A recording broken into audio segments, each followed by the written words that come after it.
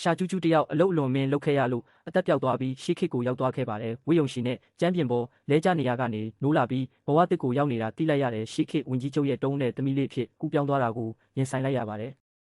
်ဝမ်ဆွဲတီကလက်လျှော့လိုက်ပေမဲ့ရှာကျူးကျူးကနာကျင်နေတဲ့ကိုဝင်ဆောင်အမျိုးသမီးရဲ့ဘိုက်ကိုစမ်းသပ်ပေးခဲ့ပါတယ်ကလေးပေးတစ်စောင်းဖြစ်ပြီးချက်ကျိုးပတ်နေတာကိုသတိပြုမိလို့လက်နဲ့ဆမ်းပြီးမွေးဖွားပေးဖို့ဆုံးဖြတ်လိုက်ပါတယ်သူမရဲ့ကုသမှုကြောင့်မိခင်ရောကလေးပါဘေးကင်းသွားပြီးသူမရဲ့ဂုဏ်သတင်းလည်းပြောင်းလဲသွားခဲ့ပါတယ်မွေးဖွားပြီးတဲ့အခါမှာရှာကျူးကျူးကအသားညိုတဲ့ကလေးငယ်လေးကိုပွေ့ဖက်ထားရင်းတကားဝမှာအပြိုတော်ချွန်းချောင်နဲ့စကားပြောနေပါတယ်မိခင်ဖြစ်သူအတွက်ကြက်ဥပါတဲ့ထန်းလျက်ရည်တောက်ခိုင်းဖို့အကြံပေးလိုက်ပါတယ်သူမရဲ့ခင်မီစေးပညာအသိပညာတွေကိုချွန်းချောင်ကိုရှင်းပြရင်းအနီးကပ်ပြုစုဆောက်ရှောက်ဖို့ပြောပြခဲ့ပါတယ်မောင်မဲနေတဲ့ခမ်းမထဲမှာအစေခံတယောက်ကဝင်ကြီးချုပ်ရှာကျုံးရွံရှိမှတူးထောက်နေပါတယ်။သမီးဖြစ်သူကစစ်တီရဲ့ဇနီးကိုကယ်တင်ခဲ့ပြီးဆရာဝန်နဲ့သမီးလို့ချီးမွမ်းခံနေရကြောင်းသတင်းလာပို့ခဲ့ပါတယ်။ဒီသတင်းကြောင့်ဝင်ကြီးချုပ်ရှာကျုံးရွံကတန်တရားနဲ့စိတ်ဝင်စားမှုဖြစ်ပေါ်သွားခဲ့ပါတယ်။ဒါကြောင့်သမီးဖြစ်သူနဲ့တီးတန့်တွေ့ဆုံဖို့ပြုလုပ်ခဲ့ပါတယ်။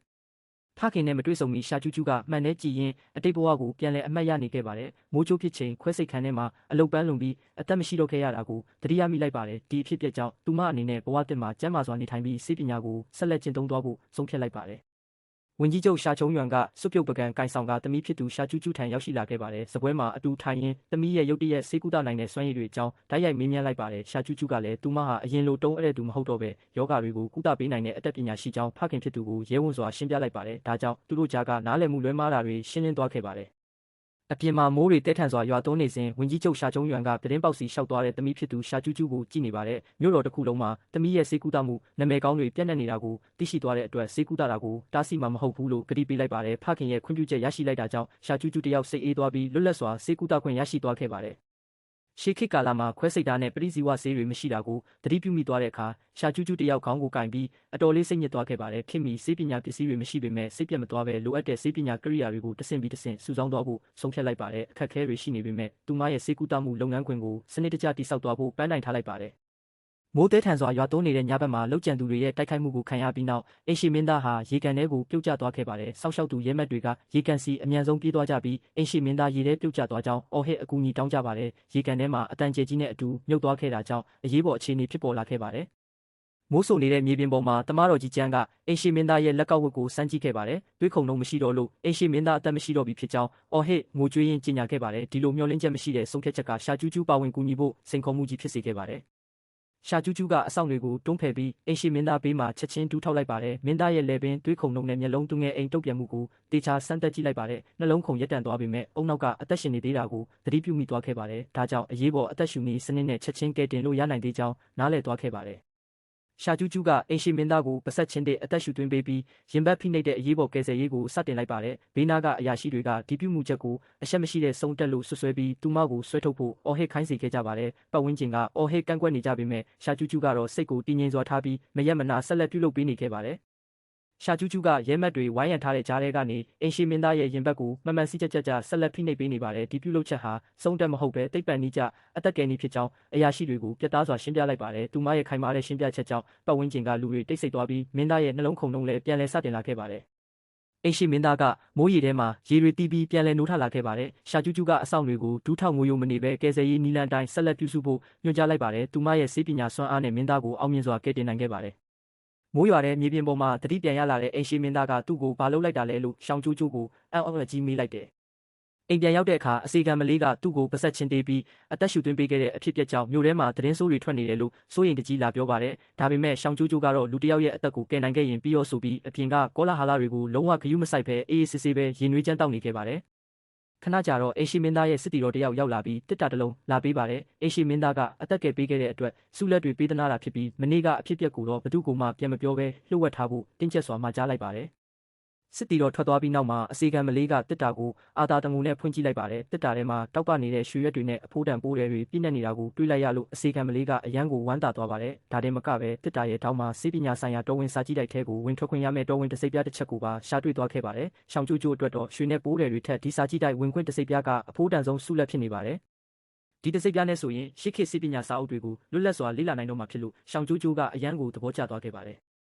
ရှောင်းကျိုးကျိုးကတော်ဝင်စေးရုံရဲ့စာကြည့်တိုက်ထဲဝင်ရောက်ဖို့ကြိုးစားတဲ့အခါဆရာဝန်ကြီးကျန်းကမိမတွေမလာရဘူးလို့တားဆီးခဲ့တယ်။အထက်ရောက်တော့ဆရာဝန်ကြီးကျန်းနဲ့တခြားနန်းတွင်သမားတော်တွေကရှောင်းကျိုးကျိုးရဲ့ကုသနည်းကိုအထင်သေးစွာနဲ့လှောင်ပြောင်ကြပါတယ်။အသက်မရှိတော့တဲ့မင်းသားကိုပဆက်ချင်းလေးဆုပ်ယူတာဟာလမ်းဘေးအောက်လမ်းနီးလမ်းတွေသာဖြစ်ပြီးမင်းသားနိုးလာတာဟာကံကောင်းလို့ပါဆိုပြီးနှာခေါင်းရှုံခဲ့ကြပါတယ်။ ရှောင်းကျိုးကျိုးကတော့နန်းတွင်သမားတော်တွေရဲ့လှောင်ပြောင်မှုကိုစိတ်မဆိုးပဲတည်ငြိမ်စွာနဲ့ပဲပြန်လဲတုတ်ပြန်လိုက်ပါတယ်။ရေထဲနှစ်သွားတဲ့အခါအဆုတ်ထဲရေဝင်သွားလို့အသက်ရှူလမ်းကြောင်းပိတ်ဆို့ပြီးနှလုံးခုန်ရပ်တန့်သွားတာဖြစ်တယ်လို့ဆေးပညာနဲ့အညီရှင်းပြခဲ့ပါတယ်။နှလုံးခုန်ရက်သွားပေမဲ့အုံနောက်က4မိနစ်အတွင်းအသက်ရှင်နေသေးတဲ့အတွက်ဒီအချိန်တိုလေးအတွင်းမှာရင်ဘတ်ကိုမှန်မှန်ဖိပေးတာနဲ့ပါးစပ်ကနေလေသွင်းပေးတာတွေကိုစနစ်တကျလှုပ်ဆောင်ပေးနိုင်ခဲ့ရင်လူနာကိုအသက်ပြန်ဆက်ပေးနိုင်တာဖြစ်ကြောင်းတိတိကျကျသက်သေပြခဲ့ပါတယ်။ဒါကြောင့်မို့လို့သူ့ရဲ့ကုသနည်းဟာအောက်လန်းနည်းမဟုတ်ပဲသိပ္ပံနည်းကျတိကျတဲ့အသက်ကယ်နည်းလမ်းဖြစ်တယ်လို့ရှင်းပြလိုက်တဲ့အခါနန်းတွင်သမားတော်ကြီးတွေအကုန်လုံးဘာမှမချေပနိုင်ပဲပါးစပ်ပိတ်သွားခဲ့ကြပါတယ်။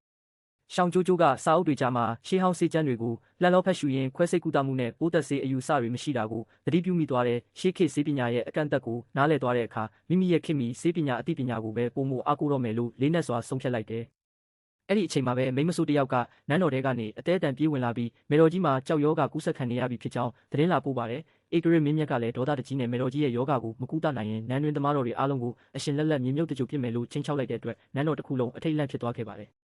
်ဒီလိုဘာလို့ရမှန်းမသိဖြစ်နေတဲ့အရေးပေါ်အခြေအနေမှာအိရှိမင်းသားကရှောင်းကျိုးကျိုးရဲ့ထူးခြားတဲ့ဆေးပညာစွမ်းရည်ကိုယုံကြည်တာကြောင့်ခေါ်ယူကုသဖို့ခါညွတ်ဦးတိုက်ပြီးအဆိုပြုလိုက်ပါတယ်ဒါပေမဲ့နန်းတွင်သမားတော်တွေကရှောင်းကျိုးကျိုးဟာယူတုတ်ဖူးတဲ့မိန်းမဖြစ်ပြီးကျင့်ဝတ်နဲ့မညီဘူးဆိုပြီးဧကရမင်းမြတ်ရှိမှမလို့တမဆွဆွဲပြောဆိုကြပါတယ်အိရှိမင်းသားကတော့သမားတော်တွေရဲ့ဆွဆွဲချက်တွေကိုကာကွယ်ပေးခဲ့ပြီးရှောင်းကျိုးကျိုးရဲ့အိမ်ကိုကိုယ်တိုင်ကိုယ်ကျသွားရောက်ကူညီတောင်းခံခဲ့ပါတယ်။ရှောင်းကျိုးကျိုးကမင်းအရာမဟုတ်ပဲရိုးသားစွာတောင်းဆိုမှကုသပေးမယ်လို့ပြောခဲ့တဲ့အတွက်အိရှိမင်းသားကနှိမ့်ချစွာနဲ့တောင်းပန်တောင်းဆိုခဲ့တာကြောင့်မေတော်ကြီးကိုကုသပေးဖို့နန်းတော်ထဲဝင်ရောက်သွားခဲ့ပါတယ်။နန်းတော်ဝင်းထဲမှာအိရှိမင်းသားနဲ့ရှောင်းကျိုးကျိုးတို့မတ်တက်ရက်နေကြပါတယ်။ရှောင်းကျိုးကျိုးကကြောက်ယောဂဟာကုသလို့မရတဲ့ယောဂမဟုတ်ဘူးလို့သူမရဲ့အသိပညာကိုအခြေခံပြီးအိရှိမင်းသားကိုစိတ်ချအောင်ရှင်းပြနေပါတယ်။ဒါကြောင့်အိရှိမင်းသားလည်းရှိလာမဲ့ကုသမှုအတွက်သူမရဲ့စိတ်ပညာကျွမ်းကျင်မှုကိုစတင်ယုံကြည်လာခဲ့ပါတယ်။နန်းတော်စင်ကြံလန်းအတိုင်းရှောင်းကျိုးကျိုးရဲ့ဘေးမှာအိရှိမင်းသားလမ်းလျှောက်နေပါတယ်။ရှောင်းကျိုးကျိုးကဆနောက်ပြီးနောက်အိရှိမင်းသားကသူမရဲ့အပြောကြောင့်သွားကို3ချိန်တောင်တိုက်ခဲ့ရတယ်လို့ပြန်ပြောပြနေပါတယ်။သူတို့နှစ်ယောက်ဆနောက်ကြည့်စဲနေကြရင်အိရှိမင်းသားမှာအနှဲငယ်ရှက်ရွံ့နေပါတယ်။ရှောင်းကျိုးကျိုးကအိရှိမင်းသားကိုချစ်စရာကောင်းတယ်လို့ခေါ်လိုက်တဲ့အခါအိရှိမင်းသားကသူမကိုရဲတင်းလာတယ်လို့ပြန်ပြောလိုက်ပါတယ်။အိရှိမင်းသားဟာအလွန်မင်းရှက်ရွံ့ကမျက်နှာနီးရဲလျက်အရှိတူထွက်ခွာသွားပါတယ်။နန်းဆောင်အတွင်းလမ်းကြောင်းမှာဆရာဝန်ကြီးကျန်းကရှောင်းကျိုးကျိုးကိုဝင်ခွင့်မပြုဘဲပိတ်ဆို့တားဆီးထားပါတယ်။ဆရာဝန်ကြီးကျန်းကတားဆီးခဲ့ပေမဲ့ဧကရမင်းမြတ်ကတော့သူမကိုဝင်ခွင့်ပေးဖို့တင်းကျပ်စွာအမိန့်ပေးလိုက်ပါတယ်။ရှောင်းကျိုးကျိုးကမေတော်ကြီးရဲ့လက်မောင်းမှာရှိတဲ့ကြောက်ယောကအဖူအပိတ်တွေကိုအသေးစိတ်စစ်ဆေးကြည့်ရှုနေပါတယ်။အခြေအနေကိုစစ်ဆေးပြီးနောက်ကြောက်ထိုးကူထုံးကိုချက်ချင်းပြုလုပ်ဖို့လိုအပ်ကြောင်းဧကရမင်းမြတ်ထံပြသစွာတင်ပြလိုက်ပါတယ်။ဒီလိုရိုးရာမဟုတ်တဲ့စေကူတာမှုအဆိုပြုချက်ကြောင့်နန်းတွင်သမားတော်ကြီးတွေကြားမှာအကြီးအကျယ်မကြေမနက်ဖြစ်သွားကြပါတယ်။ဧကရမင်းမြတ်ရဲ့အိတ်ဆောင်အတွင်းရှောင်းကျိုးကျိုးကဒူးထောက်လျက်ရှိနေပါတယ်။သူမကအသက်ဆုံးရှုံးနိုင်ခြင်းနှုန်းထားတွေကိုကိုးကားကမေတော်ကြီးကို9ရက်အတွင်းတက်တာအောင်ကုသပေးမယ်လို့မိမိကောင်းတဲ့လောင်းကြီးထပ်ပြီးရဲရင်စွာအာမခံလိုက်ပါတယ်။ဒီလိုရဲရင်ပြတ်သားမှုကြောင့်ဧကရမင်းမြတ်ကလည်းသူမရဲ့စေကုသရေးအစီအစဉ်ကိုသဘောတူခွင့်ပြုပေးလိုက်ပါတယ်။ရှောင်းကျိုးကျိုးကပေါ်ပါတဲ့ကြောက်ယောကအမှုန့်ကိုအာယုံစုဆိုင်စွာကြိတ်ထိပြုလုပ်နေပါတယ်။ထို့နောက်ဆေးအမှုန့်ကိုမေတော်ကြီးရဲ့နှာခေါင်းထဲသို့မှုတ်ထည့်ကကြောက်ထိုးကူထုံးကိုစစ်ဆက်တေချာစွာပြုလုပ်ပေးလိုက်ပါတယ်။ဒီလိုစစ်ဆက်တဲ့စေကုသမှုလုပ်ငန်းစဉ်ကမေတော်ကြီးရဲ့ခန္ဓာကိုယ်ထဲမှာကြောက်ယောဂကိုခုခံနိုင်စွမ်းစတင်ဖြစ်ပေါ်လာစေပါတယ်။တညလုံးအချိန်ယူစောင့်ကြပ်ကုသပေးခဲ့ပြီးမှတော့မေတော်ကြီးရဲ့ပြင်းထန်တဲ့ကိုယ်ပူရှိန်ဖြားတွေအပြီးတိုင်ကျဆင်းသွားပြီးသတိပြန်ရလာခဲ့ပါတယ်။မေတော်ကြီးကတိုးညင်းတဲ့အတန်လေးနဲ့ရေတောက်ချင်တယ်လို့တောင်းဆိုလိုက်တဲ့အခါရှောင်းကျိုးကျိုးရဲ့နီလန်းဟာအမှန်တကယ်အောင်မြင်သွားခဲ့ပြီဆိုတာအားလုံးရှိမှတက်တည်ပြလိုက်နိုင်ခဲ့တာဖြစ်ပါတယ်။အပြင်ဘက်လေကားမှာထိုင်ပြီးစောင့်ဆိုင်နေတဲ့အိရှိမင်းသားစီတို့ရှောင်းကျိုးကျိုးလျှောက်သွားလိုက်ပါတယ်။ရှောင်းကျိုးကျိုးကမေတော်ကြီးရဲ့အဖျားကျသွားပြီဖြစ်ကြောင်းပြောပြပြီးအိရှိမင်းသားကိုအနားယူဖို့တိုက်တွန်းလိုက်ပါတယ်။မေတော်ကြီးကကတင်ပေါ်မှာထထိုင်ပြီးရှောင်းကျိုးကျိုးရဲ့လက်ကိုနှွေးထွေးစွာဆုပ်ကင်ကသူမရဲ့အကြောင်းကိုမေးမြန်းရင်းချီးကျူးစကားများစွာပြောကြားလိုက်ပါတယ်။ရှောင်းကျိုးကျိုးရဲ့လိမ္မာပါးနပ်မှုနဲ့စေပညာစွမ်းရည်ကိုမေတော်ကြီးကအလွန်သဘောကျသွားခဲ့တာပါ။မေတော်ကြီးရဲ့ကျေးဇူးတင်ချီးကျူးမှုကြောင့်ရှောင်းကျိုးကျိုးအတွက်နန်းတွင်းမှာယာတုတိုးမြင့်ခံရဖို့အခွင့်အရေးပိုမိုခိုင်မာသွားခဲ့ပါတယ်။ဆရာဝန်ကြီးကျန်းကမေတော်ကြီးရှေ့မှာဥချလိုက်ပြီးမိမိကိုယ်ကိုမျက်စိကန်းခဲ့ကြောင်းရိုးသားစွာဝန်ခံလိုက်ပါတယ်။သူဟာအရှက်ရစွာနဲ့ရှောင်းကျိုးကျိုးရဲ့စေပညာထူးချွန်မှုကိုချီးကျူးခဲ့ပါတယ်။ဧကရမင်းမြတ်ကရှောင်းကျိုးကျိုးကိုတိုင်းပြည်ရဲ့ပထမဆုံးအမျိုးသမီးသမားတော်ကြီးအဖြစ်ခန့်အပ်ကြောင်းအမိန့်တော်ပြန်လည်ထုတ်ပြန်လိုက်ပါတယ်။ဆရာဝန်ကြီးကျန်းကရှေးရိုးရာဥပဒေတွေကိုအကြောင်းပြပြီးကန့်ကွက်ဖို့ကြိုးစားခဲ့ပေမဲ့ဧကရမင်းမြတ်ကလုံးဝလက်မခံပဲပယ်ချလိုက်တာပါ။ဒီဆုံးဖြတ်ချက်ကြောင့်ရှောင်းကျိုးကျိုးဟာနန်းတော်ထဲမှာတရားဝင်အာဏာနဲ့ယာတုဌာနနဲ့ရရှိသွားခဲ့ပါတယ်။အိရှိမင်းသားကရှောင်းကျိုးကျိုးထံအလှဆင်ထားတဲ့တစ်တာလေးတစ်လုံးယူဆောင်လာပေးခဲ့ပြီးအထဲမှာတော့သူမနဲ့အကွက်ကြကြတော်ဆက်တဲ့တမတော်အုတ်ထုတ်လေးပါဝင်နေပါတယ်။ရှောင်းကျိုးကျိုးကမိမိရဲ့အုတ်ထုတ်အရွယ်စားကိုဘယ်လိုသိတယ်လဲလို့မေးမြန်းတဲ့အခါမင်းသားကကြည့်ုံနဲ့သိတယ်လို့ပြန်ပြောခဲ့တာပါ။ဒီအမှုအရာလေးကရှောင်းကျိုးကျိုးရဲ့ဝတ်စုံမတော်ဆက်တဲ့ပြဿနာကိုပြေလည်စေခဲ့ပါတယ်။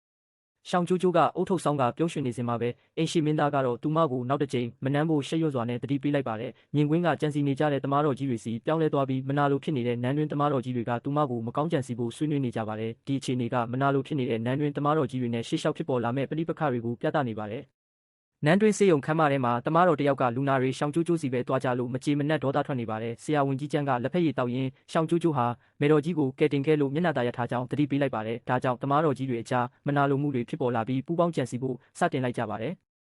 ်စစ်ပွဲဖြစ်နေတဲ့မြောက်ပိုင်းနယ်ဆက်စီရှောင်ကျိုးကျိုးကိုစစ်တီတော်တွေကူတာဖို့စေလွတ်ရန်တမားတော်တယောက်ကရုပ်မာတဲ့အပြုံးနဲ့အကြံပြုလိုက်ပါတယ်တမားတော်ကျောင်းကစစ်မြေပြင်မှာမြမှန်တာတွေနဲ့ယောဂဗျာတွေကြောင့်အသက်အန္တရာယ်ရှိနိုင်တယ်ဆိုတာကိုသဘောကျစွာထောက်ပြလိုက်ပါတယ်။ဒါပေမဲ့တမားတော်လီကတော့သူတို့ဟာတိုင်းပြည်အတွက်တကယ်တော်တဲ့လူငယ်တွေကိုလမ်းဖွင့်ပေးတာပါဆိုပြီးဟန်ဆောင်ကောင်းနေပါတယ်။သူတို့အားလုံးဟာရှောင်းကျိုးကျိုးကိုအန္တရာယ်များတဲ့စစ်မြေပြင်စီပို့ဖို့သဘောတူလိုက်ကြပါတယ်။အရာရှိဝန်ကဒီလိုရက်ဟာသူတစ်ပါးလက်နဲ့ငှားပြီးအန္တရာယ်ပြုတာမဟုတ်ဘူးလားလို့မေးခွန်းထုတ်လာပါတယ်။တမားတော်လီကတော့နန်းတွင်းတမားတော်တယောက်အနေနဲ့စစ်မြေပြင်မှာစစ်တီတော်တွေကိုကုသပေးတာဟာယာတုတိုးဖို့နဲ့ကောင်းမွန်တဲ့အခွင့်အရေးဖြစ်တယ်လို့ပြန်လည်ဆင်ခြင်ပေးလိုက်ပါတယ်။သူတို့ဟာအထက်လူကြီးတွေရှေ့မှာရှောက်တင်တဲ့အခါအကြောင်းပြချက်ခိုင်းလုံအောင်အချင်းချင်းညှိနှိုင်းနေကြတာဖြစ်ပါတယ်။ဆရာဝန်ကြီးကျန်းကလည်းဒီအစီအစဉ်ကိုသဘောကျပြီးတိုင်းပြည်နဲ့ဧကရစ်အတွက်ဆောင်ရွက်တာပါဆိုတဲ့ခေါင်းစဉ်အောက်မှာအကွက်ချနေကြပါတယ်။သူတို့အားလုံးဟာရှောင်ကျိုးကျိုးကိုနန်းတော်ထဲကနေဖယ်ရှားဖို့အတွက်စနစ်တကျအကွက်ဆင်ပြီးဧကရစ်ထံတင်ပြဖို့သဘောတူညီမှုရသွားကြပါတယ်။ဆရာဝန်ကြီးကျန်းကမြောက်ပိုင်းနယ်စပ်မှာတကယ်ပဲတမားတော်ကောင်းတွေလိုအပ်နေတယ်လို့လက်သီးဆုပ်ပြီးခိုင်မာစွာပြောလိုက်ပါတယ်။မနက်ဖြန်မနက်ညီလာခံမှာအဆိုပြုလွှာကိုယ်တိုင်တင်သွင်းမယ်လို့ဆုံးဖြတ်ချိန်မှာအခြားတမားတော်တွေကဥညွတ်လိုက်ကြပါတယ်။ညီလာခံခန်းမကြီးထဲမှာဆရာဝန်ကြီးကျန်းကဧကရစ်မင်းမြတ်ရှိမောက်မှာဒူးထောက်ပြီးရှောက်တင်လိုက်ပါတယ်။ဧကရစ်မင်းမြတ်ကရာဇပလင်ပေါ်မှာစိုးစရင်ရှောင်ကျိုးကျိုးဟာအမျိုးသမီးတစ်ယောက်ဖြစ်တာကြောင့်ကျန်းတန်းနဲ့နယ်ဆက်စီသွားနိုင်ပါမလားလို့မေးခွန်းထုတ်ဆုပ်နေပါတယ်။ဧကရစ်မင်းမြတ်ကဆရာဝန်ကြီးကျန်းရဲ့ရှောက်တင်ချက်ကိုလက်ခံပြီးရှောင်ကျိုးကျိုးကို3ရက်အတွင်းမြောက်ပိုင်းစစ်မြေပြင်စီစစ်တပ်သမားတော်အဖြစ်ထွက်ခွာဖို့အမိန့်တော်ပြန်တမ်းထုတ်ပြန်လိုက်ပါတယ်။နန်းတွင်းစေယုံကြီးတကားပြင်ပမှာဒူးထောက်ဆောင်ဆိုင်နေတဲ့ရှောင်ကျိုးကျိုးနဲ့သူမရဲ့အစီခံမလေးတို့ကလည်းဒီအမိန့်တော်ကိုကြားသိသွားကြပါတယ်။အစီခံမလေးကစိုးရိမ်စိတ်တွေဖြစ်ပေါ်နေပေမဲ့ရှောင်ကျိုးကျိုးကတော့တည်ငြိမ်စွာနဲ့အမိန့်တော်ကိုလက်ခံလိုက်ပါတယ်။ဒီလိုနဲ့ရှောင်ကျိုးကျိုးရဲ့စစ်မြေပြင်စီတွားရောက်ရမယ့်တာဝန်ဟာတရားဝင်အတည်ဖြစ်သွားခဲ့ပါတယ်။သူမဟာတိုင်းပြည်စစ်တီတော်တွေကိုစေကူတာပေးဖို့ပြင်ဆင်ရတော့မှာဖြစ်ပါတယ်။ဆရာဝန်ကြီးကျန်းကကျင်းနဲ့ပြုံးရင်းရှောင်ကျိုးကျိုးစီလာပြီးမြောက်ပိုင်းစီတွားရတော့မှအတွက်ဝမ်းမြောက်ကြောင်းလောင်ပြုံးနဲ့ဂုဏ်ပြုလိုက်ပါတယ်။ရှောင်ကျိုးကျိုးကလည်းဒီအကွက်စင်မှုကိုသိရှိနေပြီးထောက်ခံပေးတာအတွက်ကျေးဇူးတင်ကြောင်းနဲ့နောက်တစ်ချိန်မှာထိုက်တန်စွာပြန်လည်ပေးဆက်မယ်လို့ရဲဝန်စွာတုံ့ပြန်လိုက်ပါတယ်။ညဘက်အခန်းထဲမှာခီးဆောင်အိတ်တွေပြင်ဆင်နေစဉ်အစီကံမလေးကငိုယိုပြီးဝင်ကြီးချုပ်ရဲ့တမီးဖြစ်တဲ့ရှောင်ကျိုးကျိုးကိုနန်းတွင်းသမားတော်တွေကမနာလိုလို့အန္တရာယ်များတဲ့စစ်မြေပြင်စီတမင်တက်ပို့လိုက်တာပါဆိုပြီးမကြေမနက်ပြောဆိုနေပါတယ်။ရှောင်ကျိုးကျိုးကသူတို့အကွက်စင်တာမှန်ပေမဲ့စစ်မြေပြင်မှာဒဏ်ရာရနေတဲ့စစ်တီတော်တွေဟာတမားတော်အမှန်တကယ်လိုအပ်နေတာကြောင့်တွားရောက်ဖို့ဆုံးဖြတ်ထားကြောင်းပြောပြလိုက်ပါတယ်။အဲ့ဒီအချိန်မှာဖခင်ဖြစ်သူဝင်ကြီးချုပ်ရှောင်ကကျက်စုပြုတ်ပူပူလေးကန်ဆောင်ပြီးရောက်ရှိလာပါတယ်။ဝင်ကြီးချုပ်ရှောင်ကငယ်စဉ်ကမကြမ်းမာချိန်မှာအလေးမထားခဲ့ဘူးတာတွေကိုမျက်ရည်ကျကတောင်းပန်လိုက်ပါတယ်။ရှောင်ကျိုးကျိုးကလည်းဖခင်ရဲ့စေတနာကိုနားလည်ပြီးခွင့်လွှတ်လိုက်ကဘေးကင်းစွာပြန်လာခဲ့မယ်လို့ကတိပေးလိုက်ပါတယ်။ထွက်ခွာမဲ့နေ့မှာအိရှိမင်းသားကတားဆီးပြီးကျေးဇူးကြွေးထပ်မတင်ခြင်းကြောင့်ပြောဆိုပေမဲ့ရှောင်ကျိုးကျိုးကတော့ရဲဝန်စွာနဲ့မြောက်ပိုင်းနယ်ဆက်စီခီးဆက်လိုက်ပါတော့တယ်။ရှောင်ကျိုးကျိုးကနေဆက်စခန်းမှာဒဏ်ရာရစစ်တီတွေကိုကုသပေးဖို့နန်းတော်ထဲကနေထွက်ခွာလာပါတယ်။နန်းတော်တကားဝမှာအိရှိမင်းသားကသူမကိုဘေးကင်းပြန်လာဖို့မှာကြားလိုက်ပါတယ်။ရှောင်ကျိုးကျိုးကတော့နေတိုင်းသွားပုံမှန်တိုက်ဖို့နောက်ပြောင်ရင်းမြင်းစီးပြီးနေဆက်ဘက်ကိုထွက်သွားခဲ့ပါတယ်။တဲမြေပုံတွေနဲ့စစ်အလံတွေရှိတဲ့တက်မှုတဲကိုစစ်တီတယောက်အပြေးလွှားဝင်လာပါတယ်။မြို့တော်ကဆေလွတ်လိုက်တဲ့အမျိုးသမီးသမားတော်ကြီးရောက်လာပြီးဂိတ်တကားမှာပိတ်တားခံနေရတယ်လို့သတင်းလာပို့ပါတယ်။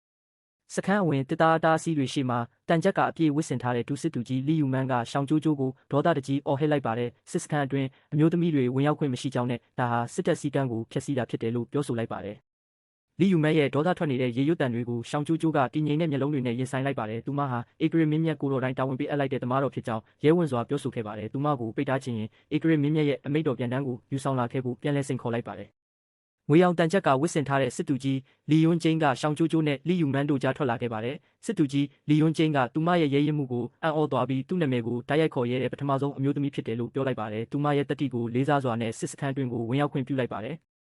်စေကူတာရတဲ့အတွင်းမှာသွေးပေကြံနေတဲ့ပတ်တီးတွေနဲ့တစ်သားခုတင်ပေါ်ပြစ်လဲနေကြတဲ့ဒဏ်ရာရစစ်တီတွေကိုရှောင်ကျိုးကျိုးစစ်ဆေးကြည့်ရှုခဲ့ပါတယ်။ဒဏ်ရာရထားတဲ့စစ်တီတွေရဲ့80%ကျော်ဟာဒဏ်ရာပိုးဝင်ပြီးအခြေအနေဆိုးရွားနေတာကိုတွေ့ရှိလိုက်ရပါတယ်။ဒီလိုဂရုမစိုက်ဘဲထားရှိမှုကိုမြင်လိုက်ရတဲ့အတွက်ရှောင်ကျိုးကျိုးကစိတ်မကောင်းဖြစ်သွားခဲ့ပါတယ်။အသက်ကြီးပိုင်းသမားတော်တယောက်ကဒဏ်ရာပုတ်ဆက်နေတဲ့စစ်တီတယောက်ရဲ့ခြေထောက်ကိုမကယ်နိုင်တော့ဘူးလို့ပြောဆိုလိုက်ပါတယ်။ရှောင်ကျိုးကျိုးကမတ်တက်ထရက်ပြီးသူ့ရဲ့ပြောဆိုချက်ကိုငင်းဆန်လိုက်ပါတယ်။တေချာပိုးတက်ပြီးဒဏ်ရာဆိုးတွေကိုမှန်ကန်စွာဖယ်ရှားပေးရင်ခြေထောက်ကိုကယ်တင်နိုင်တယ်လို့ပြတ်သားစွာပြောဆိုလိုက်ပါတ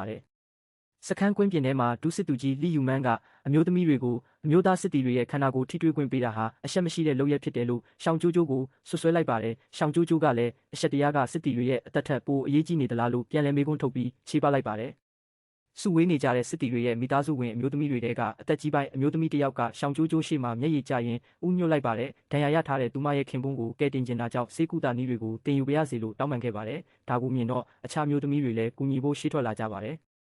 ရှောင်းကျိုးကျိုးကဓာသွားကိုမီးရဲရဲထဲမှာအပူပေးပြီးပိုးမဝင်အောင်တန့်စင်တာကိုအမျိုးသမီးတွေကိုပြသပေးပါတယ်ခြေထောက်တံရကပုတ်ဆက်နေတဲ့အသားစားတွေကိုဖယ်ရှားပြီးတိရွက်ပြတွေကိုတွေးတိတ်အောင်နဲ့ယောဂပိုးရှင်းလင်းဖို့အသုံးပြုနည်းကိုတေချာတင်ကြားပေးခဲ့ပါတယ်အမျိုးသမီးတွေလည်းသူမစီကနေပြုစုကုသနည်းတွေကိုစူးစမ်းတင်ယူခဲ့ကြပါတယ်မြို့တော်မှာတော့အိမ်ရှိမင်းသားကစေးဆိုင်ပြိုးရေးဌာနကိုတွားရောက်ပြီးတမားတော်ကြီးကျန်းကိုနေဆက်ဘက်ကသတင်းတွေမေးမြန်းနေပါတယ်ဆရာဝန်ကြီးကျန်းကရှောင်းကျိုးကျိုးစစ်မြေပြင်ရှေ့တန်းကိုဘေးကင်းစွာရောက်ရှိသွားပြီဖြစ်ကြောင်းအတည်ပြုပြောကြားလိုက်ပါတယ်ဒါပေမဲ့အိမ်ရှိမင်းသားကတော့သူမအတွက်စိုးရိမ်ပူပန်နေဆဲဖြစ်ပါတယ်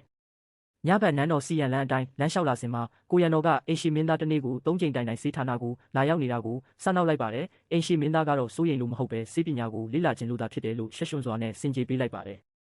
3ရက်ကြာပြီးနောက်မှာတော့ပြင်းထန်စွာဒဏ်ရာရထားတဲ့စစ်တီဟာမျက်လုံးပွင့်လာပြီးသူ့ရဲ့ခြေထောက်ကလည်းတက်တာသွားခဲ့ပါတယ်ဘေးမှာရှိနေကြတဲ့အမျိုးသမီးတွေနဲ့တမားတော်ကြီးတွေကရှောင်းကျိုးကျိုးရဲ့ကျေးဇူးကြောင့်ခြေထောက်ကိုကယ်တင်နိုင်ခဲ့ပြီလို့ဝမ်းသာအားရအော်ဟစ်လိုက်ကြပါတယ်တဲအတွင်းမှာရှောင်းကျိုးကျိုးကအမျိုးသမီးပြုစုစောင့်ရှောက်ရေးအဖွဲ့ကိုယုံကြည်မှုရှိစွာနဲ့စေးပညာနောက်တစ်ဆင့်တင်ကြားပေးဖို့စီစဉ်လိုက်ပါတယ်တင်ငန်းစာအကြရှုံးတဲ့သူကတရင်တစ်ခုလုံးရဲ့ခြေအိတ်တွေကိုစေးကြောရမယ်လို့နောက်ပြောင်သတိပေးလိုက်ပါတယ်စစ်သူကြီးလီယွန်းကျင်းနဲ့လီယူမန်တို့ကစေးကူတာမှုအစီရင်ခံစာကိုကြည့်နေကြတယ်ရှောင်းကျိုးကျိုးကြောင့်အသက်ဆုံးရှုံးမှုနှုန်း30%လျော့ကျသွားတယ်။ဒါကြောင့်လီယွန်းကျင်းကရှောင်းကျိုးကျိုးရဲ့ပြပူနဲ့တွေးထားတဲ့နီလန်းကိုစစ်တပ်တစ်ခုလုံးမှာသုံးဖို့အမိန့်ပေးလိုက်တယ်။ဒီလိုနဲ့စစ်တပ်ရဲ့ထောက်ခံမှုကိုရှောင်းကျိုးကျိုးရရှိသွားတာပဲ။ညဘက်မီးပုံပေးမှာချုံချောင်းကရှောင်းကျိုးကျိုးထံစံပြုတ်ယူလာပေးတယ်။ရှောင်းကျိုးကျိုးဟာ3ရက်ဆက်မအိပ်ပဲစစ်တေတွေကိုပြုစုနေရတယ်။စားကိုဒဏ်ရာရသူတွေအတွက်ပဲခြံထားရတယ်။ဒီစခန်းမှာရှောင်းကျိုးကျိုးကအနစ်နာခံပေးနေတာပဲ။စစ်တီတယောက်လဲကြပြီးရန်သူကရှေ့တန်းစခန်းကိုညဘက်ဝင်တိုက်ကြောင်းသတင်းလာပို့တယ်။ဒဏ်ရာရစစ်တီတွေရောက်လာတော့မယ်ဆိုတာရှောင်းကျိုးကျိုးသိလိုက်တယ်။ဒါကြောင့်စေးအဖွဲ့ကိုချက်ချင်းစုစည်းဖို့ချုံချောင်းကိုရှောင်းကျိုးကျိုးကအမိန့်ပေးလိုက်တယ်။ဒဏ်ရာရစစ်တီတွေအပြုံလိုက်ရောက်ရှိလာခဲ့ပြီးအဲ့ဒီထဲမှာဝမ်ဘိုက်မှာမြားဆွဲနေပြီးအသက်အန္တရာယ်ကြုံတွေ့နေရတဲ့စစ်တီတယောက်လည်းပါဝင်လာပါတယ်။ညကဝမ်ဘိုက်အတွင်းပိုင်းထိနက်နက်ရှိုင်းရှိုင်းထိုးဝင်နေတာကြောင့်စေးရုံတုံခွဲစိတ်ကရိယာနဲ့မေးစေးလုံးဝမရှိတဲ့အခြေအနေမှာရှောင်းကျိုးကျိုးကအရေးပေါ်ဝမ်ဘိုက်ခွဲစိတ်ကူတာမှုပြုလုပ်ဖို့တတိရှိရှိဆုံးဖြတ်လိုက်ပါတယ်။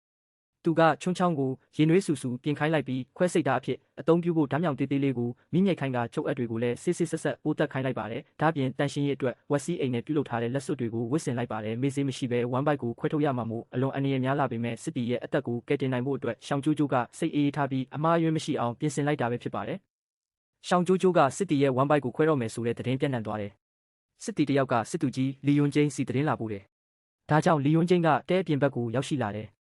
တဲထဲမှာတော့ရှောင်းကျိုးကျိုးကခွဲစိတ်ဖို့ဝက်စီးအိမ်လက်စွပ်တွေကိုတေချာဝစ်ဆင်နေတာပဲဒုစစ်သူကြီးလီယူမန်ကတဲတဲကိုအတင်းဝင်လာပြီးဒီလိုခွဲစိတ်တာဟာလူကိုဒုက္ခပေးနေတာနဲ့တူတယ်ဆိုပြီးရှောင်းကျိုးကျိုးကိုတားဆီးဖို့ကြိုးစားခဲ့ပါတယ်ဒါပေမဲ့စစ်သူကြီးလီယွန်းကျင်းကလီယူမန်ကိုတားဆီးလိုက်ပြီးတဲအပြင်ဘက်ကိုမောင်းထုတ်လိုက်ပါတယ်လီယွန်းကျင်းကရှောင်းကျိုးကျိုးရဲ့စေကူတာမှုကိုအပြည့်အဝယုံကြည်ပေးပြီးခွဲစိတ်မှုအေးဆေးစွာပြီးစီးနိုင်ဖို့တဲတခါဝမှာကိုယ်တိုင်စောင့်ရှောက်ပေးလိုက်တာပဲဖြစ်ပါတယ်ရှောင်းကျိုးကျိုးကဝမ်ဘိုက်အရေးပြားကိုတတိထားပြီးခွဲထုတ်ကကြွက်သားတွေကိုတလွှာချင်းခွဲခြားပြီးအထဲကမြားကောင်းကိုဂယုတစိုက်လိုက်ရှာနေပါတယ်။အဲ့ဒီအချိန်မှာမြို့တော်မှာကြံခဲ့တဲ့အိမ်ရှိမင်းသားရှောင်းကျန်းလင်းကရှောင်းကျိုးကျိုးဒဏ်ရာရသွားတယ်ဆိုတဲ့အိမ်မက်ဆိုးကြောင့်မျက်ရည်တွေနဲ့လန့်နိုးလာခဲ့ပါတယ်။ရှောင်းကျန်းလင်းဟာရှောင်းကျိုးကျိုးရဲ့အမိကိုတန်းတက်လိုက်ပြီးစိတ်ပူလွန်းတာကြောင့်နေဆက်စခန်းစီမြင်းနဲ့ချက်ချင်းထွက်ခွာလာခဲ့ပါတော့တယ်။ရှောင်းကျိုးကျိုးကဦးသိန်းထဲဆွဲဝင်နေတဲ့မြားကောင်းကိုအတိကတွေးကြောတွေမထိစေဘဲထုတ်ယူနိုင်ခဲ့တယ်။ဒဏ်ရာကိုတန့်ရှင်းအောင်ထိန်းဖို့နဲ့ပြုစုကူတာနည်းတွေကိုချုံချောင်းကိုရှောင်းကျိုးကျိုးကမှာကြားလိုက်တယ်ဒီလိုနဲ့အန္တရာယ်များတဲ့ခွဲစိတ်မှုကိုအောင်မြင်စွာပြီးစီးသွားတာပဲခွဲစိတ်မှုပြီးတာနဲ့ရှောင်းကျိုးကျိုးကစစ်သူကြီးလီယွန်းကျင်းရဲ့ပခုံးမှာဒဏ်ရာရထားပြီးတွေးထွက်နေတာကိုသတိပြုမိသွားပါတယ်လီယွန်းကျင်းကကိစ္စမရှိဘူးလို့ပြောပေမဲ့ရှောင်းကျိုးကျိုးကမကူတာပဲထားရင်ဒဏ်ရာကြီးသွားနိုင်တယ်ဆိုပြီးတေချာဒဏ်ရာဆေးကြောကပတ်တိစီးပေးလိုက်ပါတယ်လီယွန်းကျင်းကလည်းရှောင်းကျိုးကျိုးရဲ့ကျင်နာတတ်တဲ့ဂရုစိုက်မှုကိုခံယူပြီးစိတ်ထဲမှာလေးစားသဘောကျသွားခဲ့ပါတယ်9ရက်ကြာပြီးနောက်မြို့တော်ကနေစီးနှင်းလာခဲ့တဲ့အိမ်ရှိမင်းသားရှောင်းကျန်းလင်းဟာနေဆက်စခန်းစီအရောက်ရှိလာခဲ့ပါတယ်။ရှောင်းကျိုးကျိုးကိုတွေးလိုက်ရတဲ့အချိန်မှာအေးရေးမဝပဲအစားကောင်းကောင်းမစားရလို့ပိန်ပိန်ပါပါဖြစ်နေတာကိုမြင်ပြီးရှောင်းကျန်းလင်းကအယမ်းစိတ်ပူသွားခဲ့ပါတယ်။ရှောင်းကျိုးကျိုးကမင်းသားရဲ့အမိကိုတိုက်ရိုက်ခေါ်လိုက်တဲ့အတွက်ရှောင်းကျန်းလင်းကမင်းသားအမိကိုဒီလိုခေါ်ရမလားဆိုပြီးအပြစ်တင်တယ်လို့နဲ့အချစ်ပူနေခဲ့တာပဲဖြစ်ပါတယ်။အိမ်ရှိမင်းသားရှောင်းကျန်းလင်းကရှောင်းကျိုးကျိုးကိုယောက်ျားတွေရဲ့ဝမ်ဘိုက်ကိုခွဲစိတ်ကူတာပေးတာဟာမတော်တရောဖြစ်တယ်ဆိုပြီးတဝန်တို့စွာနဲ့တားမြစ်ခဲ့ပါတယ်။ဒါပေမဲ့ရှောင်းကျိုးကျိုးကအရင်တုန်းကမင်းသားကိုယ်တိုင်သူ့ကိုနမ်းခဲ့ဘူးတာကိုပြန်ပြောပြီးမင်းသားကမှမတော်တရောလုပ်တာမဟုတ်ဘူးလားဆိုပြီးစောရကတက်ကကြီးစဲလိုက်ပါတယ်။ရှောင်းကျန်းလင်းလည်းရှောင်းကျိုးကျိုးရဲ့စကားကြောင့်ရှက်ရွံ့သွားပြီးစကားမဆက်နိုင်ဖြစ်သွားခဲ့ပါတယ်။စစ်သူကြီးလီယွန်းကျင်းကရှောင်းကျိုးကျိုးဟာစစ်တီများစွာကိုကယ်တင်ခဲ့လို့စစ်တပ်ရဲ့လေးစားမှုကိုခံရကြောင်းအိမ်ရှိမင်းသားစီရှင်းပြလိုက်တယ်။ရှောင်းကျိုးကျိုးကလည်းတင်းမာမှုကိုရှော့ချဖို့ခောက်ဆွဲပြုတ်ပေးမယ်ဆိုပြီးပြောလိုက်တယ်။ဒီလိုနဲ့နှစ်ယောက်ကြားကတင်းမာမှုရောကျသွားတာပဲ။ရှာကျိုးကျိုးကဒဏ်ရာရထားတဲ့စစ်တီကိုတိုးဦးနဲ့လှုပ်ထားတဲ့လက်အိတ်အပါလေးဝတ်ပြီးပတ်တီးစီးပေးနေတဲ့အနီးကနေတေချာကြည့်နေတဲ့ရှောင်းကျန်းဟော့ကလက်အိတ်အရန်ပါလွန်းတာကိုမကြေမနက်ဖြစ်သွားခဲ့တယ်။ဒါကြောင့်ရှာကျိုးကျိုးရဲ့လက်တွေထိခိုက်မှာကိုစိုးရိမ်ပြီးပိုထူတဲ့လက်အိတ်ဝတ်ဖို့ရှောင်းကျန်းဟော့ကအမိန့်ပေးလိုက်တယ် ရှောင်းကျန်းဟော့ကတာမန်ပစ္စည်းတွေနဲ့လှုပ်ထားတဲ့လက်အိတ်ကိုမလိုချင်ပဲဝက်ဝင်ရည်နဲ့ပြုတ်လုပ်ထားတဲ့လက်အိတ်ကိုပဲတောင်းဆိုနေတဲ့လိုအပ်ရင်ဝက်ဝင်ကိုအမေလိုက်ပြီးတော့မှပုံမခိုင်ခန့်တဲ့လက်အိတ်ယူခဲ့ဖို့သူ့ရဲ့အချွေရန်စစ်တီကိုတင်းမာစွာအမိန့်ပေးလိုက်တယ်စစ်သူကြီးလီယွန်းကျင်းကတဲဝင်လာပြီးရှာကျိုးကျိုးကိုတမင်ရည်နဲ့လှုပ်ထားတဲ့လက်အိတ်ပေးလိုက်တယ်ဒီလက်အိတ်ဟာရေဆိုခံပြီးလေတံခံနိုင်တဲ့ကင်းထောက်လက်အိတ်ဖြစ်တယ်လို့သူကရှင်းပြတယ်ရှာကျိုးကျိုးကလည်းဝမ်းသာအားရလက်ခံလိုက်တာကြောင့်ရှောင်းကျန်းဟော့မှာမနာလိုစိတ်တွေပေါ်လာခဲ့တယ်ရှာကျိုးကျိုးကလီယွန်းကျင်းကိုကျေးဇူးတင်နေတာကြည့်ပြီးရှောင်းကျန်းဟော့ကမနာလိုဖြစ်သွားတယ်ဒါကြောင့်လီယွန်းကျင်းပေးတာထက်ပိုကောင်းတဲ့လက်အိတ်ကိုချက်ချင်းရှာခဲ့ဖို့သူ့ရဲ့အချွေရန်ကိုအမိန့်ပေးလိုက်တယ်စစ်ရေးလက်ကျင့်ရေးကွင်းမှာရှာကျိုးကျိုးကဒဏ်ရာရနေတဲ့စစ်တီတအူးကိုတေချာစစ်ဆေးပေးနေတဲ့အဲ့ဒီစစ်တီရဲ့လက်မောင်းဟာအယိုးကျိုးတာမဟုတ်ပဲပကုံးစစ်လွဲသွားတာဖြစ်တယ်ဆိုတာကိုသူကသတိပြုမိသွားတယ်အဲ့ဒီနောက်ရှာကျိုးကျိုးကကျွမ်းကျင်စွာနဲ့အစ်စ်ပြန်ဆက်ပေးလိုက်တာကြောင့်စစ်တီရဲ့လက်မောင်းဟာချက်ချင်းပြန်လှုပ်ရှားနိုင်သွားတယ်လီယွန်းကျင်းကရှာကျိုးကျိုးရဲ့စေကူတာမှုကျွမ်းကျင်မှုကိုသဘောကျပြီးချီကျူးစကားပြောကြားနေချိန်မှာရှောင်းကျန်းဟော့ကတည်ငြိမ်တဲ့မျက်နှာထားနဲ့ရောက်ရှိလာပါတယ်ရှောင်းကျန်းဟော့ကလီယွန်းကျင်းကိုတပ်စခန်းရဲ့တဲမကြီးထဲမှာအရေးကြီးစစ်ရေးဆွေးနွေးစရာရှိတယ်ဆိုပြီးခေါ်ထုတ်သွားလိုက်တာပါဒီလိုလှုပ်ဆောင်လိုက်တာဟာလီယွန်းကျင်းနဲ့ရှာကျိုးကျိုးတို့ပုံမနီးကပ်မသွားအောင်တားဆီးလိုက်တာပဲဖြစ်ပါတယ်မိဖို့ဆောင်တဲ့အတွင်းမှာရှာကျိုးကျိုးကပြန်လဲတက်တာလာနေတဲ့စစ်တီအတွက်ဆေးစွပ်ပြုတ်ပူပူနွေးနွေးကိုချက်ပြုတ်ပေးနေတာပါဒီအခါရှောင်းကျန်းဟော့ရောက်လာပြီးစွပ်ပြုတ်ပကံကိုသူကိုယ်တိုင်တွားရောက်ပို့ဆောင်ပေးမယ်လို့အတင်းအဓမ္မပြောဆိုလိုက်တာဖြစ်ပါတယ်ဒါပေမဲ့တပ်စခန်းရဲ့လမ်းကြောင်းတွေကိုသူတေချာမသိတာကြောင့်ရဲစရာအခြေအနေတစ်ခုဖြစ်ပေါ်လာခဲ့ရပါတယ်ရှောင်းကျန်းဟော့ဟာရှာကျိုးကျိုးလမ်းညွန်ပေးလိုက်တဲ့လမ်းကြောင်းအတိုင်းစွပ်ပြုတ်ပကံကိုကင်ပြီးတွားခဲ့ပေမဲ့တပ်စခန်းအတွင်းမှာ၃ချိန်တိုင်လမ်းမတွားခဲ့ရပါတယ်ဒါပေမဲ့သူရှုံ့မပေးပဲမစုံမနစ်စူးစမ်းပြီးနောက်ဆုံးမှာတော့ဒဏ်ရာရစစ်တီစီကိုစွပ်ပြုတ်ရောက်အောင်ပို့ပေးနိုင်ခဲ့ပါတယ်အိမ်ရှိမင်းသားကိုယ်တိုင်လမ်းမပြီးစွပ်ပြုတ်လာပို့ပေးတာကိုတွေ့လိုက်ရတဲ့အခါမှာစစ်တီကအရန်ကိုအံ့အားသင့်ပြီးစိတ်လှုပ်ရှားသွားခဲ့ရတာဖြစ်ပါတယ်စစ်ရေးတဲ့အတွင်းမှာစစ်ရေးပြမြေပုံရှိမှာရရင်လီယွန်းကျင်းကအိမ်ရှိမင်းသားမျိုးတော်ကိုဘယ်တော့ပြန်မလဲလို့မေးမြန်းလိုက်တဲ့စခန်းမှာအကြာကြီးနေထိုင်ရင်နန်းတွင်းမှာအတင်းအဖျင်းစကားတွေထွက်ပေါ်လာနိုင်တယ်လို့လီယွန်းကျင်းကသတိပေးလိုက်တာပဲရှောင်းကျန်းဟော့ကစစ်ရေးကိစ္စတွေကိုဝင်ရောက်ဆွတ်ဖက်မှာမဟုတ်ဘူးလို့လီယွန်းကျင်းကိုစကားပြန်ပြောလိုက်ပေမဲ့ရှာကျိုးကျိုးနဲ့ပတ်သက်တဲ့ကိစ္စတွေမှာတော့ဘယ်တော့မှအလျှော့ပေးမှာမဟုတ်ဘူးလို့ပြက်တသားပြောဆိုလိုက်တာပါလီယွန်းကျင်းကလည်းစုတ်ခွာဖို့ညှင်းဆဆန်လိုက်တာကြောင့်ရှာကျိုးကျိုးကိုမြစ်တာများဖို့သူတို့နှစ်ယောက်ကြားကပြိုင်ဆိုင်မှုဟာပုံမခိုင်မာသွားခဲ့ပြီးမြို့တော်မှာပြန်လည်ဆုံတွေ့ကြဖို့ကတိပြုရင်းဒီအဖြစ်ပြက်ပြီးဆုံးသွားခဲ့ပါတယ်စစ်စခန်းမှာရှာကျိုးကျိုးကလီယွန်းကျင်းပေးထားတဲ့လက်အိတ်ကိုဝစ်ပြီးရှောင်းကျန်းဟော့ရှိမှကြွားပြနေပါတယ်ရှောင်းကျန်းဟော့ကတော့ဒီလက်အိတ်ကိုကြည့်ပြီးမနာလိုဖြစ်သွားကသူ့ထက်သာလွန်တဲ့ဝက်ဝင်ရည်လက်အိတ်သွားရှာပေးမယ်လို့စိတ်ဆုံးဖြတ်လိုက်ပါတယ်ရှောင်းကျန်းဟော့ကမြို့တော်ကိုပြန်သွားပြီးရှာကျိုးကျိုးအတွက်ဝက်ဝင်ရည်စစ်နဲ့လှုပ်ထားတဲ့လက်အိတ်သွားရောက်ရှာဖွေပေးမယ်လို့ကတိပေးခဲ့ပါတယ်အဲ့ဒီနောက်မြင်းကိုအမြန်စီးပြီးစစ်စခန်းကနေချက်ချင်းထွက်ခွာသွားခဲ့ပါတယ်စေကူတာဆောင်ထဲမှာလီယွန်းကျင်းနဲ့ရှာကျိုးကျိုးတို့စကားဆက်မိပြောနေကြပါတယ်လီယွန်းကျင်းကရှာကျိုးကျိုးရဲ့စိတ်ထဲမှာသူ့အပေါ်ဘယ်လိုသဘောထားမျိုးရှိတယ်လဲဆိုတာသိချင်လို့စတင်မေးမြန်းလိုက်ပါတယ်အဲ့ဒီအချိန်မှာအလုတ်ကျွေးမလေးကရှာကျိုးကျိုးစီကိုစိုးရိမ်တကြီးပြေးလာခဲ့ပါတယ်ဒဏ်ရာရထားတဲ့စစ်တီတအူးကဒဏ်ရာပိုးဝင်ပြီးအဖျားကြီးနေတဲ့အတွက်အခြေအနေအရန်ဆိုးရွားနေကြောင်းလာရောက်သတင်းပို့လိုက်ပါတယ်မေးစေးမရှိပေမဲ့ရှာကျိုးကျိုးကစေကူတာရေးကိရိယာတွေကိုမီးနဲ့တန့်စင်ပြီးစစ်တီတော်ကိုချက်ချင်းခွဲစိတ်ပေးလိုက်ပါတယ်နာကျင်မှုကိုအသေးအတန်အောက်ခံခိုင်းရင်စစ်တီရဲ့အသက်ကိုကယ်တင်နိုင်ခဲ့ပါတယ်စခန်းထဲမှာစားပြက်လက်နေတဲ့အတွက်ရှာကျိုးကျိုးကမိမိတောက်မဲ့စံပြုတ်ထဲမှာစားမထည့်ခိုင်းပဲဒဏ်ရာရစစ်တီတွေအတွက်ပဲဦးစားပေးဖယ်ထားခိုင်းလိုက်ပါတယ်သူမကိုယ်တိုင်အရသာမရှိတဲ့စံပြုတ်ကိုတောက်ရင်စစ်တီတွေရဲ့ကျန်းမာရေးကိုပဲရှေ့တန်းတင်စဉ်းစားပေးခဲ့ပါတယ်မကြမီရှောင်းကျန်းဟော့ဆေးလွတ်လိုက်တဲ့တန်တမန်ကစစ်စခန်းကိုရောက်ရှိလာပါတယ်စစ်တီတွေအတွက်လိုအပ်နေတဲ့စေဝါရိတ်ခါတွေနဲ့အတူရှာကျိုးကျိုးအတွက်အနက်ရောင်ဝက်ဝင်ရည်လက်အိတ်ကိုပါတည်ဆောင်လာပေးတာဖြစ်ပါတယ်ရှာကျိုးကျိုးကအနက်ရောင်ဝက်ဝင်ရည်လက်အိတ်ကိုလက်ခံရရှိပြီးနောက်အံ့အားသင့်သွားခဲ့ပါတယ်ရှောင်းကျန်းဟော့ကဒီလောက်တူတောင်းတဲ့အချိန်တွင်းရိတ်ခါနဲ့လက်အိတ်တွေကိုဘလို့လင်းမြန်စွာပြင်ဆင်ပေးလိုက်နိုင်တာလဲဆိုပြီးစဉ်းစားနေမိပါတယ်လီယွန်းကျင်းကရောက်ရှိလာတဲ့ဝက်ဝင်ရည်လက်အိတ်ကိုကြည့်ရှုနေချိန်မှာရှာကျိုးကျိုးကသူ့ရဲ့လက်မောင်းဒဏ်ရာကိုစစ်ဆေးပေးပါတယ်ဒဏ်ရာကမကျက်သေးတဲ့အတွက်ဂယုစိုက်ဖို့နဲ့ငြိမ်နေဖို့သူမကသတိပေးလိုက်ပါတယ်ရှာကျိုးကျိုးကလီယွန်းကျင်းရဲ့လက်မောင်းမှာချုပ်ပေးထားတဲ့ချုပ်ရိုးတွေကိုကိုယ်တိုင်ပြန်ကြည့်ရင်းစကားနောက်ပြောင်နေပါတယ်သူမရဲ့ချုပ်လက်ရတက်ရက်မှုအကြောင်းပြောဆိုရင်းစစ်စခန်းရဲ့တင်းမာနေတဲ့အခြေအနေကိုခဏတာလျှော့ချပေးလိုက်ပါတယ်အဲ့ဒီအချိန်မှာရန်သူတပ်အင်အား9000ခန့်စစ်ရေးပြင်ဆင်နေကြောင်းသတင်းရရှိလာပါတယ်ရှာကျိုးကျိုးကစစ်ပွဲအတွက်ပြင်ဆင်နေတဲ့လီယွန်းကျင်းကိုတားမြစ်ပြီးအယောင်ကျစေးကြီးတစ်ခွက်ကိုအတင်းတောက်ခိုင်းလိုက်ပါတယ်လီယွန်းကျင်းကလည်းသူမတိုက်တဲ့ဆေးကိုညှင်းဆန်မရပဲတောက်လိုက်ရပါတယ်လီယွန်းကျင်းကရန်သူတွေရောက်လာတော့မှမို့ရှာကျိုးကျိုးကိုစစ်စခန်းကနေဘေးလွတ်ရာဆုတ်ခွာဖို့တိုက်တွန်းခဲ့ပါတယ်ဒါပေမဲ့ရှာကျိုးကျိုးကဒဏ်ရာရစစ်တီတော်တွေကိုပစ်ထားပြီးထွက်မသွားနိုင်ဘူးဆိုပြီးခိုင်မာစွာညှင်းဆန်ခဲ့ပါတယ်နေဝင်ချိန်မှာရှာကျိုးကျိုးကဝက်ဝင်ရည်လက်အိတ်ကိုကင်ထားရင်းစဉ်းစားနေမိပါတယ်ရှောင်းကျန်းဟော့ကသူမလက်မခံမှာစိုးရိမ်တာကြောင့်ရိတ်ခါတွေကြန့်ကြာနေတယ်လို့လိန်ညာပြီးကွယ်ရာကနေတိတ်တဆိတ်ကူညီပေးခဲ့တာဖြစ်ကြောင်းသဘောပေါက်သွားခဲ့ပါတယ်အလုတ်ကျွေးမလေးကရှာကျိုးကျိုးရဲ့ဘေးမှာလာထိုင်ပြီးရှောင်းကျန်းဟော့ရဲ့လိမ္မာပါနဲ့စွာဂယုစိုက်တဲ့ပုံကိုရေမောမောဆန်းနောက်နေပါတယ်ရှောင်းကျန်းဟော့ကရှာကျိုးကျိုးအပေါ်ဘလောက်ထိအစီအစဉ်တကျဂယုစိုက်ပေးလဲဆိုတာကိုပြောပြနေတာဖြစ်ပါတယ်ညဘက်ရောက်တဲ့အခါတပ်သားတအူးကရှာကျိုးကျိုးစီပြေးလာပြီးရှောင်းကျန်းဟော့ကိုယ်တိုင်စစ်စခန်းတကားဝါသို့ရောက်ရှိနေကြောင်းလာရောက်သတင်းပို့လိုက်ပါတယ်အဲ့ဒီစကားကြောင့်ရှာကျိုးကျိုးတယောက်အလွန်အံ့အားသင့်သွားခဲ့ပါတယ်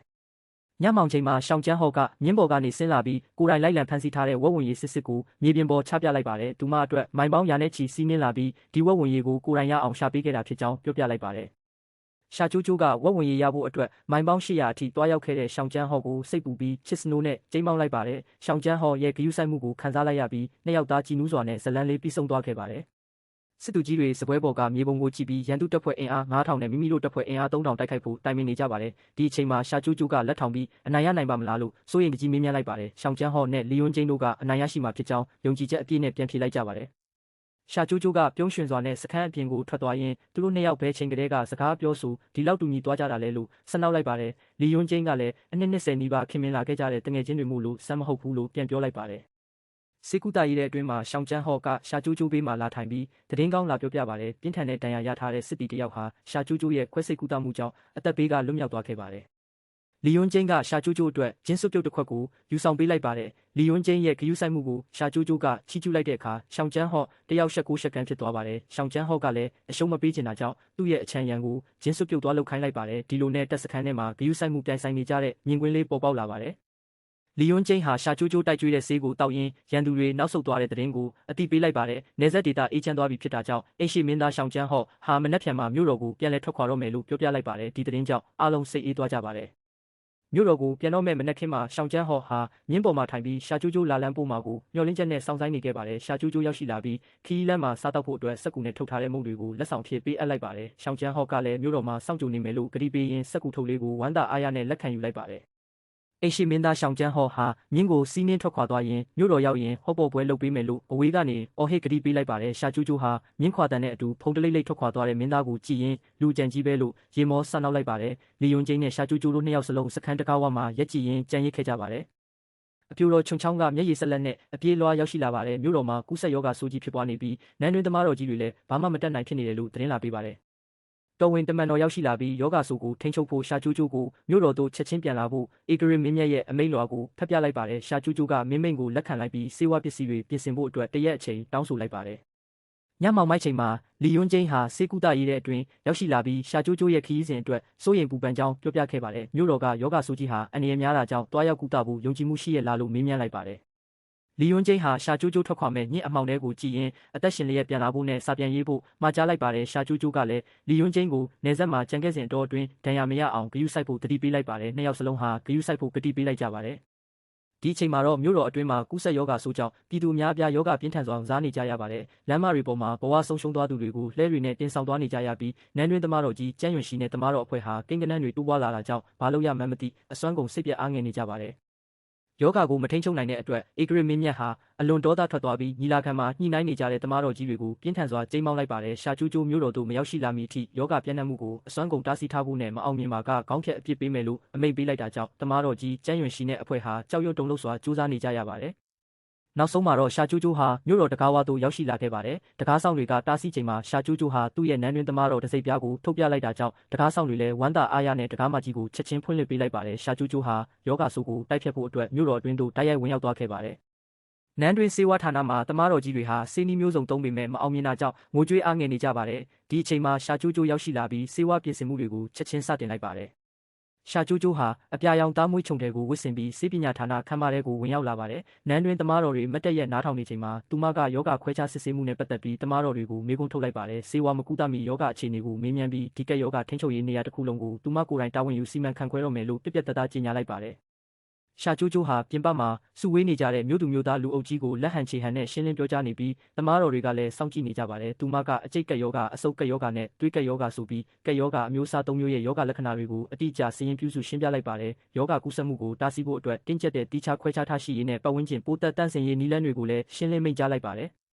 မြို့သူမြို့သားအချို့ကရှာကျိုးကျိုးရဲ့အမျိုးသမီးဖြစ်မှုနဲ့အတိတ်နောက်ခံကိုလောင်ပြောင်ပြီးတန်တရားစကားတွေအော်ဟစ်ပြောဆိုကြပါတယ်။ဒါပေမဲ့ရှာကျိုးကျိုးကရှေ့သို့တိုက်ရိုက်ထွက်လာပြီးသူတို့နဲ့ရဲရဲဝံ့ဝံ့ရင်ဆိုင်စကားပြောလိုက်ပါတယ်။သူမကအမုန်းတရားအထက်မိမိတို့ရဲ့အသက်ရှင်တန်ရေးကိုပုံမတန်ဖိုးထားသလားဆိုပြီးပြည်သူတွေကိုပြက်သားမေးခွန်းထုတ်လိုက်ပါတယ်။မိမိရဲ့စေပညာအရေးချင်းနဲ့ကူညီပေးနိုင်မှုကိုအလေးထားပြပြီးပြည်သူတွေရဲ့အာဃာတတွေကိုရဲရဲဝံ့ဝံ့ဆင်ခေါ်လိုက်တာပဲ။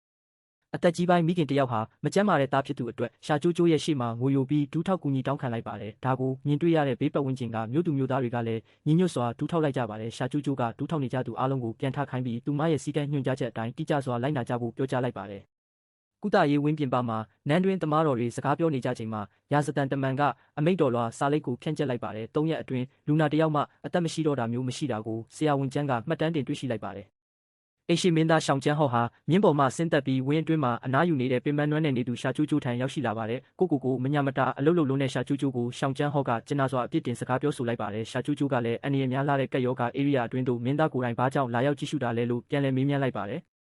ဆေးပညာစရင်းစရာတွေအရအသက်မရှိတော့တဲ့နှုံအလွန်လျော့နေသွားကြောင်းကြေညာလိုက်တဲ့အခါပြည်သူတွေကရှာကျိုးကျိုးကိုတက်ရှိကယ်တင်ရှင်အဖြစ်ဝိုင်းဝန်းချီးကျူးကြပါတယ်။ပြင်ပမှာလူအုပ်ကြီးကဝမ်းသာအားရအောင်ပွဲခံနေကြချိန်မှာဆရာဝန်ကျန်းကရှာကျိုးကျိုးကိုလေးစားစွာဖြင့်ရေနွေးကျန်းဆက်တက်လိုက်ပါတယ်။နေအောင်ကြီးလင်းလက်နေတဲ့ဝင်းအတွင်းမှာလက်ဖက်ရည်ခွက်ကင်ထားတဲ့ဆရာဝန်ကျန်းကိုရှာကျိုးကျိုးကစကားပြောနေပါတယ်။နောက်မှာကက်ယောဂါတွေကြောင့်လူအသက်တွေမဆုံးရှုံးရအောင်တီးခြားခွဲခြားမှုနဲ့တန်ရှင်းရေးလက်ဆွဲစာအုပ်တွေကိုမြို့နယ်အားလုံးသို့ထုတ်ဝေပေးဖို့သူမကတောင်းဆိုလိုက်ပါတယ်။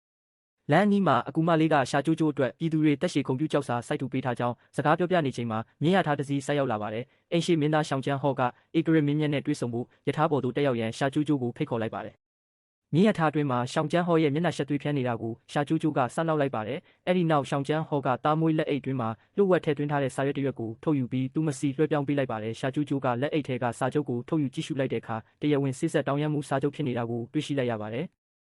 ရှောင်းကျန်းဟော့ကသူမကိုယ်တိုင်ထွက်ပြေးမသွားနိုင်အောင်ဧကရမင်းမြတ်ရဲ့အတီးပြုချက်လက်ထက်စာချုပ်ရယူလိုခြင်းဖြစ်ကြောင်းရှင်းပြလိုက်ပါတယ်။ရှာကျိုးကျိုးကလည်းပြုံးရွှင်စွာနဲ့လက်ထက်တောင်းရမ်းမှုကိုသဘောတူလက်ခံလိုက်ပါတယ်။မြင်းရထားအပြင်ဘက်မှာအလုတ်ကျွေးအကူမလေးကသူမရဲ့သခင်မှသဘောတူလိုက်တာကိုသိရှိပြီးဝမ်းသာအားရရင်မောနေပါတယ်။နှစ်ယောက်သားရဲ့ချစ်ချင်းမြတ်တာကနန်းတော်သို့မရောက်မီအပြည့်အဝခိုင်မာသွားခဲ့ပါတယ်။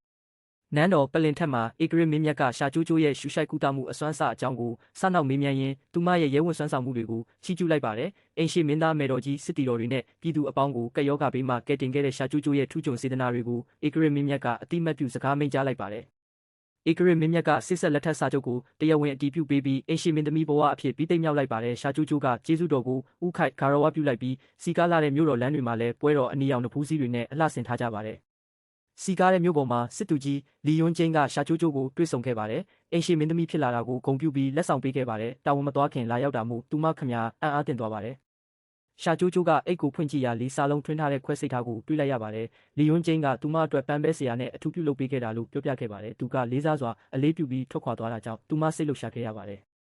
ရှာကျိုးကျိုးကအနီရောင်လန်တွေဆင်ထားတဲ့လမ်းပေါ်မှာအစီခံမလေးနဲ့အတူလမ်းလျှောက်နေပါတယ်။အိမ်ရှိမင်းသမီးဖြစ်လျက်နဲ့ဘာလို့ဆေးကြိုနေသေးတာလဲလို့အစီခံကမေးလိုက်ပါတယ်။သူမကမင်းသားအကြောင်းစနောက်ရင်းလူနာတွေကိုဆက်လက်ကုသပေးချင်နေပါတယ်။နေဝင်ချိန်နန်းတော်တကားအပြင်ဘက်မှာရှာကျိုးကျိုးကအိမ်ရှိမင်းသားရှောင်းကျန်းဟော့ကိုရုတ်တရက်နမ်းလိုက်ပါတယ်။မင်းသားကရှက်ယွံပြီးမျက်နှာတစ်ခုလုံးနေရဲသွားကသူမနာမည်ကိုလှမ်းအော်ခဲ့ပါတယ်။ရှာကျိုးကျိုးကဒါဟာအသက်ရှူနေတင်ပေးတာပါလို့စနောက်ပြောဆိုပြီးရေမောကထွက်ပြေးသွားခဲ့ပါတယ်။ဒီလိုရိုမန်တဆန်တဲ့အပြုအမူကြောင့်မင်းသားခမညာအတော်လေးစိတ်လှုပ်ရှားရှက်ယွံသွားရပါတယ်။